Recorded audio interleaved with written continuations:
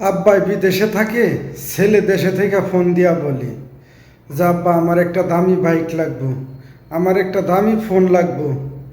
তোমার আব্বা যে এই প্রবাসের বাড়িতে কতটা কষ্ট করে তুমি যদি নিজের চোখে দেখতা, আর তোমারে যদি আইনা দেখাইতে পারতাম যে তোমার বাপ কতটা কষ্ট করে এই প্রবাসে, তাহলে তুমি কখনোই বাপের কাছে দামি ফোন আর দামি মোটর সাইকেল চাইতা না।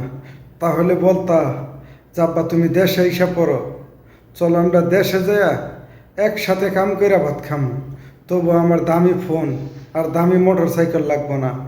দিন শেষে একজন বাবা একজন ছেলের জন্য, একজন মেয়ের জন্য যে পরিমাণ এই প্রবাসের বাড়িতে কষ্ট করে, এই পরিমাণ কষ্টের ফল লাস্টে যদি কেউ দেখতো তাহলে বুঝতো যে বাপটা কতটাই কষ্ট করে আমাদের জন্য এত টাকা পাঠায়, আর আমরা এত ভালো ভালো শার্ট কাপড় পরি।